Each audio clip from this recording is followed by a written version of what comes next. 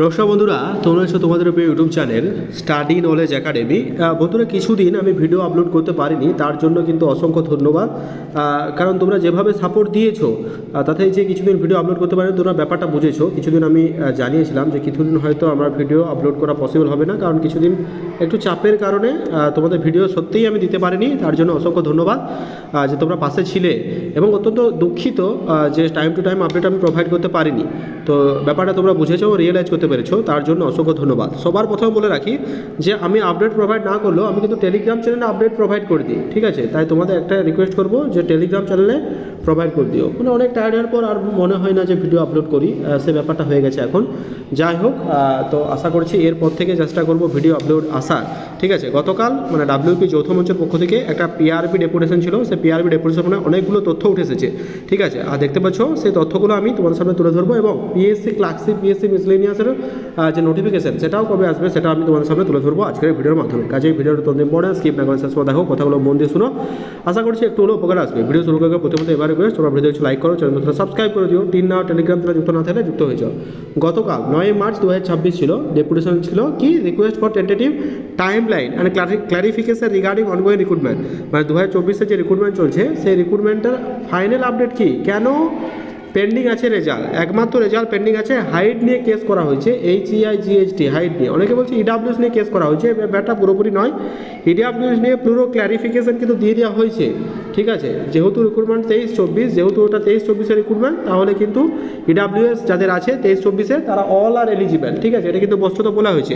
Height নিয়ে ব্যাপারটা আটকে আছে। ভোটের আগে তোমাদের নিয়োগ হচ্ছে না বা রেজাল্ট আসছে না, ভোটের পর তোমাদের রেজাল্ট 100% আসবে, মিলিয়ে নিও, ঠিক আছে? যেহেতু আমি বলিনি, অনেক ইউটিউবার অনেক বলছিল, কিন্তু আমি কোনো কথা বলিনি, ঠিক আছে? টেন্টেটিভ মান্থ বলেছে, where the final merit WP কবে প্রকাশ হবে, কেপিএসআই রেজাল্ট কবে হবে, কেপির পিএমটি পিইটি কবে, ডাব্লিউপি 2000 ফাইনাল রেজাল্ট কবে হবে, ঠিক আছে?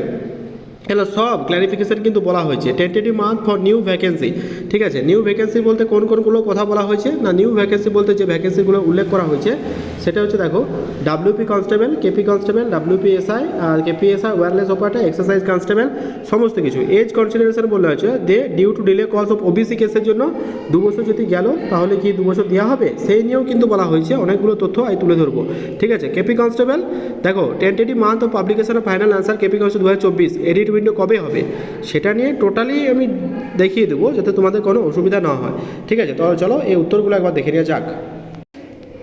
পিআরবি যে ডেপুটেশন গুলো তুলে ধরা হয়েছে, সে তুলে ধরার পর জেল পুলিশে অর্ডারের একটা ভ্যাকেন্সি 130খানা পোস্ট ছিল, সেই ভ্যাকেন্সি রিক্রুটমেন্ট এবং এই সংক্রান্ত কিছু সমস্যা, ততক্ষণ আইনে জটিলতা এবং কেসের কিছু শুরু হচ্ছে না, ততক্ষণ পর্যন্ত এই নিয়োগ কিন্তু পিআরবি কিছু ভাবছে না, ঠিক আছে? মানে জেল পুলিশে অর্ডারে ভ্যাকেন্সি 130খানা, সেই ভ্যাকেন্সি এজ সংক্রান্ত, মানে যেটা বয়স সংক্রান্ত, মানে এজ রিলেটেড একটু সমস্যা থাকার কারণে, বয়স সংক্রান্ত একটু সমস্যা থাকার কারণে এই রিলেটেড রিক্রুটমেন্টটা কিন্তু ততক্ষণ কিন্তু নিয়োগ হচ্ছে না। কলকাতা পুলিশ কনস্টেবল রেজাল্ট ভোটের পরে হবে, সম্ভবত মে মাসের শেষ দিক থেকে এই রিক্রুটমেন্ট প্রসেস কিন্তু চলে আসবে। অনেকে জিজ্ঞেস করছিল কেপির রেজাল্ট কবে আসবে, তো কেপির রেজাল্ট সম্ভবত মে মাসের শেষ দিক থেকে কিন্তু আসবে, ঠিক আছে? মানে বোর্ড মেম্বাররা বলেছেন যে রেজাল্ট আনসার কি দেওয়ার 1 সপ্তাহ বের হবে, সেই হিসেবে আমরা যদি ধরে থাকি যে তোমার বর্ষাকাল তো সেরা শেষ হয়, মার্চ শুরু করতে একটা কথা বলা হয়েছে, মানে বর্ষাকাল তো মার্চ কবে হবে সেটা কিন্তু বিবেচনা করে দেখা হবে। কলকাতা পুলিশের সাব ইন্সপেক্টর রেজাল্ট ভোটের পরে, কারণ খাতা দেখা পুরোপুরি কমপ্লিট হয়ে গেছে এমনটা আপডেট দিয়েছেন sir. Paschimbanga sub inspector result দেরি হবে সম্ভবত আগস্ট মাসের দিকে। কলকাতা পুলিশের যে সাব ইন্সপেক্টর সেটার রেজাল্ট কিন্তু ভোটের পরে, কারণ পুরোপুরি কমপ্লিট হয়ে গেছে, এটা অ্যাড দিয়েছে। আর পশ্চিমবঙ্গ পুলিশের সাব ইন্সপেক্টর দেরি হবে, সম্ভবত আগস্ট মাসের দিকে কিন্তু এই রেজাল্ট আসবে, এটা বলা হয়েছে। পশ্চিমবঙ্গ পুলিশ কনস্টেবলের রেজাল্ট ভোটের আগে আসার সম্ভাবনা খুবই কম, ভোটের পরে সম্ভবত রেজাল্ট আসবে, এবং সম্পূর্ণ যে রিক্রুটমেন্টগুলো রয়েছে সেগুলো পুজোর আগে কমপ্লিট করার একটা চিন্তাভাবনা পিআরবি কিন্তু জানানো হয়েছে। কনস্টেবলের যে রেজাল্ট সেটা ভোটের আগে আর মানে ভোটের আগে হবেই না, এমনটা ধরে রাখো। ভোটের পরে সম্ভবত রেজাল্ট আসছে, সম্পূর্ণ রিক্রুটমেন্ট প্রসেস পুজোর আগে কিন্তু কমপ্লিট করার একটা চিন্তাভাবনা রয়েছে। অনেকে বলছে পুজোর পরে হবে, কিন্তু পুজোর পরে না, এই ভোট হবে, ভোটের তোমরা দেখতে পাবে 1 থেকে 2 মাসের মধ্যে, কারণ এই রিক্রুটমেন্টের পুরোপুরি কমপ্লিট, খাতা দেখা, রেজাল্ট, পিএমটি পিইটি সমস্ত কিছু কমপ্লিট। এবার পালা রেজাল্টে। রেজাল্ট কী জন্য আছে না, এই সংক্রান্ত বয়স সংক্রান্ত সমস্যার কারণে রেজাল্ট আটকে আছে, আদারওয়াইজ রেজাল্ট কিন্তু পাবলিশ করে দেওয়া হবে, ঠিক আছে? এটা কিন্তু বলে দিলাম। যেহেতু পিএমটি পিটি নিয়ে কেস রয়েছে, তো সম্ভবত পশ্চিমবঙ্গ পুলিশের কনস্টেবলের রেজাল্ট ভোটের পরে হবে, কেস না মিটলে রেজাল্ট পাবলিশ করা সম্ভব নয়। অনেকে একটা মিসকনফিউশন ছিল যে ইডাব্লিউএস নিয়ে সমস্যা হয়েছে বা ইকোনমিক্যালি। দেখো 23-24 সার্টিফিকেট থাকলে, আমি আগেই বলেছি 100 বার বলছি, নিশ্চিন্তে থেকো, ওটা কোনো প্রবলেম প্রবলেম হবে না। এবার আসছে নতুন বিজ্ঞপ্তি সম্পর্কে। নতুন বিজ্ঞপ্তি অবশ্যই আসবে। পশ্চিমবঙ্গ পুলিশের কনস্টেবল, কলকাতা পুলিশ কনস্টেবলে সাব ইন্সপেক্টর এবং সিভিল ডিফেন্সে একাধিক পদে নিয়োগের বিজ্ঞপ্তি আসবে, এমনটা জানিয়েছে পিআরবি। অনেকে এজ রিলেটেড নিয়ে কথা বলছিল, পিআরবি জানিয়েছে এখন তাদের হাত নেই, এটা রাজ্য সরকার ঠিক করবে ছাড় দেবে কি না।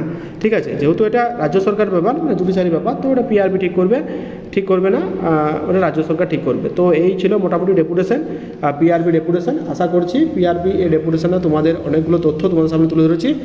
ঠিক আছে, এই তথ্যগুলো যদি ভালো লাগে, পিআরবি যে আপডেট সেটা তোমাদের সামনে তুলে ধরবো। অবশ্যই তোমরা লাইক করো, টেলিগ্রামে যুক্ত থেকো। Wish you all the best, প্রত্যেকে ভালো থেকো। Thank you.